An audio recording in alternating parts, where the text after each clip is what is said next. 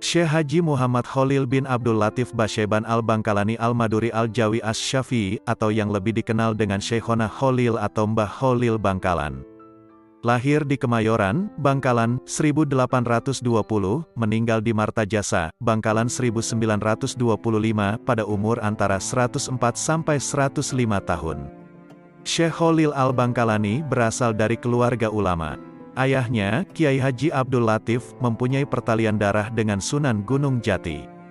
Ayah Abdul Latif adalah Kiai Hamim, putra dari Kiai Abdul Karim bin Kiai Muharram bin Kiai Asror Karomah bin Kiai Abdullah bin Sayyid Sulaiman Basyaiban.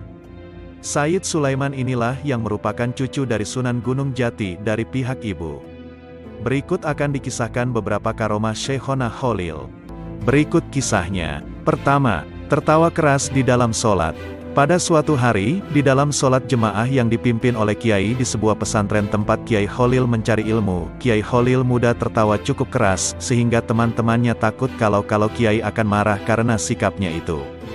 Dugaan mereka tidak keliru. Setelah selesai sholat, sang Kiai menegur Kiai Khalil muda dengan sikapnya yang tertawa cukup keras waktu sholat itu. Tentu saja, tindakan itu dilarang dalam Islam.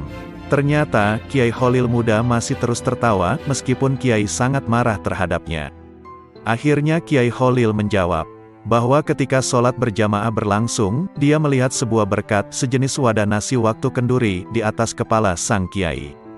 Mendengar jawaban tersebut, sang Kiai menjadi sadar dan merasa malu atas sholat yang ia pimpin tersebut. Karena sang Kiai ingat bahwa selama sholat berlangsung, dia memang merasa tergesa-gesa untuk menghadiri kenduri, sehingga mengakibatkan sholatnya tidak khusyuk. Kedua, debat kepiting dan rajungan. Pada suatu hari, para ulama Mekah berkumpul di Masjidil Haram untuk berdiskusi membahas masalah dan hukum Islam yang sedang terjadi di Mekah. Semua persoalan didiskusikan tanpa hambatan dan selalu mendapatkan solusi dan kesepakatan semua ulama. Akan tetapi, pada masalah mengenai halal atau haramnya kepiting dan rajungan terjadi banyak pendapat dan tidak menemukan solusi. Kiai Khalil pada waktu itu berada di antara peserta diskusi, sambil mendengarkan dengan tekun. Sekali-kali tersenyum melihat silang pendapat para peserta diskusi. Melihat jalan buntu permasalahan yang ada di hadapnya, Kiai Khalil minta izin untuk menawarkan solusi untuk masalah tersebut. Akhirnya Kiai Khalil dipersilahkan untuk naik ke atas mimbar oleh pimpinan diskusi.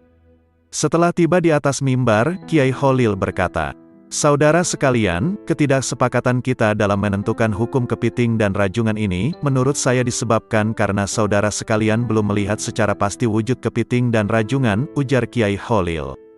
Semua ulama yang hadir dalam diskusi tersebut menyetujui keterangan Kiai Khalil tersebut. "Saudara sekalian, adapun wujud kepiting seperti ini," ucap Kiai Khalil sambil memegang kepiting yang masih basah. "Sedangkan yang rajungan seperti ini," lanjut Kiai Khalil sambil memegang rajungan yang masih basah, seakan baru mengambil dari laut. Semua hadirin merasa terpana. Suasana menjadi gaduh karena keanehan tersebut. Mereka hanya bisa merasa heran dan bingung dari mana sang Kiai Khalil mendapatkan kepiting dan rajungan dengan sekejap saja. Maka setelah kejadian tersebut, masalah halal atau haramnya kepiting dan rajungan telah menemukan solusinya. Sejak kejadian itu, Kiai Khalil menjadi ulama yang disegani di antara ulama Masjidil Haram. Ketiga, ke Mekah naik krocok, sejenis daun aren yang dapat mengapung di air. Pada suatu sore di pinggir pantai daerah Bangkalan, Kiai Khalil hanya ditemani oleh Kiai Syamsul Arifin, salah seorang murid dan sahabatnya. Mereka membicarakan perihal urusan pesantren dan persoalan umat. Tak terasa waktu sudah berlangsung lama, dan matahari hampir terbenam. "Kita belum sholat asar Kiai," kata Kiai Syamsul Arifin. "Astagfirullah," kata Kiai Khalil menyadari kehilafannya. "Waktu asar hampir habis, kita tidak mungkin sholat secara sempurna Kiai," ucap Kiai Syamsul Arifin. "Kalau begitu, ambil kerocok untuk kita pakai ke Mekah," kata Kiai Khalil. Setelah mendapatkan kerocok, mereka menumpanginya dengan duduk di atas kerocok tersebut. Beberapa saat, Kiai Khalil menatap ke Mekah, tiba-tiba kerocok yang ditumpanginya melesat dengan cepat ke arah Mekah. Sesampainya ke Mekah, azan sholat asar baru saja dikumandangkan, dan mereka mendapatkan saf pertama sholat asar berjamaah di Masjidil Haram. Keempat, mengubah arah kiblat masjid. Pada suatu hari, Kiai Kholil sedang melihat masjid yang sedang dibangun oleh menantu beliau, yaitu Kiai Muntaha. Ketika melihat arah kiblat pada masjid tersebut, Kiai Kholil menegur sang menantu yang alim itu, supaya membetulkan arah kiblat masjid yang sedang dibangunnya. Sebagai orang yang alim, Kiai Muntaha mempunyai alasan dalam menentukan arah kiblat tersebut. Beberapa argumen ditunjukkan kepada Kiai Kholil dalam penentuan arah kiblat. Melihat menantunya tidak ada tanda-tanda untuk mendengar nasihatnya, Kiai Kholil tersenyum sambil berjalan ke arah tempat pengimaman yang diikuti sang menantu. Kiai Kholil mengambil sebuah kayu untuk melubangi dinding tembok arah kiblat dan menyuruh Kiai Muntaha untuk melihat lubang pada dinding masjid di tempat pengimaman. Betapa kagetnya Kiai Muntaha setelah melihat lubang itu. Sang menantu melihat dalam lubang kecil itu terlihat Ka'bah yang berada di Mekah dengan sangat jelas. Dengan penglihatan itu, Kiai Muntaha heran dan sadar bahwa arah kiblat yang menjadi kiblat bangunan masjidnya salah. Arah kiblat bangunan masjid terlalu miring, dan terbukti benar apa yang dikoreksi Kiai Kholil. Kelima, membelah diri. Karomah lain dari Mbah Kholil adalah kemampuannya membelah diri. Dia bisa berada di beberapa tempat dalam waktu bersamaan.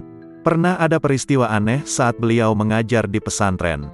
Saat berceramah, Mbah Kholil melakukan sesuatu yang tak terpantau mata, tiba-tiba baju dan sarung beliau basah kuyup. Para santri heran. Sedangkan beliau sendiri cuek, tak mau menceritakan apa-apa. Langsung ngeloyor masuk rumah, ganti baju. Teka-teki itu baru terjawab setengah bulan kemudian. Ada seorang nelayan sowan ke Mbah Kholil. Dia mengucapkan terima kasih. Karena saat perahunya pecah di tengah laut, langsung ditolong Mbah Kholil. Keenam, menyembuhkan orang lumpuh seketika. Suatu hari, ada seorang keturunan Cina sakit lumpuh, padahal ia sudah dibawa ke Jakarta tepatnya di Betawi, namun belum juga sembuh. Lalu ia mendengar bahwa di Madura ada orang sakti yang bisa menyembuhkan penyakit. Kemudian pergilah ia ke Madura, yakni ke Mbah Kholil untuk berobat. Ia dibawa dengan menggunakan tandu oleh 4 orang, tak ketinggalan pula anak dan istrinya ikut mengantar. Di tengah perjalanan, ia bertemu dengan orang Madura yang dibopong karena kakinya kerobohan pohon. Lalu mereka sepakat pergi bersama-sama berobat ke Mbah Kholil. Orang Madura berjalan di depan sebagai penunjuk jalan. Kira-kira jarak kurang dari 20 meter dari rumah Mbah Kholil, muncullah Mbah Kholil dalam rumahnya dengan membawa pedang seraya berkata, "Mana orang itu? Biar saya bacok sekalian." Melihat hal tersebut, kedua orang sakit tersebut ketakutan dan langsung lari tanpa ia sadari sedang sakit.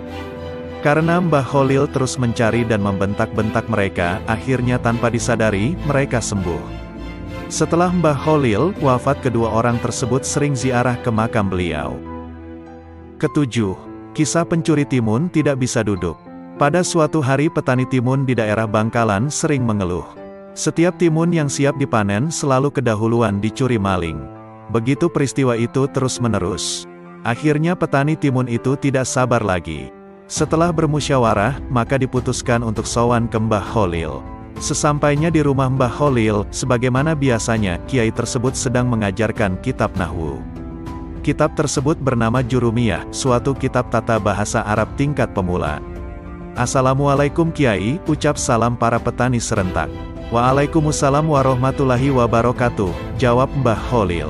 Melihat banyaknya petani yang datang, Mbah Kholil bertanya, "Sampeyan ada keperluan ya?" "Benar Kiai, akhir-akhir ini ladang timun kami selalu dicuri maling, kami mohon kepada Kiai penangkalnya," kata petani dengan nada memohon penuh harap.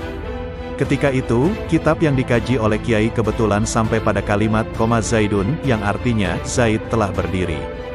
Lalu serta-merta Mbah Kholil berbicara sambil menunjuk kepada huruf koma Zaidun. "Ya, karena pengajian ini sampai koma Zaidun, ya koma Zaidun ini saja pakai sebagai penangkal," seru Kiai dengan tegas dan mantap. "Sudah Pak Kiai," ujar para petani dengan nada ragu dan tanda tanya. "Ya sudah," jawab Mbah Kholil menandaskan. Mereka puas mendapatkan penangkal dari Mbah Kholil. Para petani pulang ke rumah mereka masing-masing dengan keyakinan kemujaraban penangkal dari Mbah Kholil. Keesokan harinya, seperti biasanya petani ladang timun pergi ke sawah masing-masing. Betapa terkejutnya mereka melihat pemandangan di hadapannya. Sejumlah pencuri timun berdiri terus-menerus tidak bisa duduk.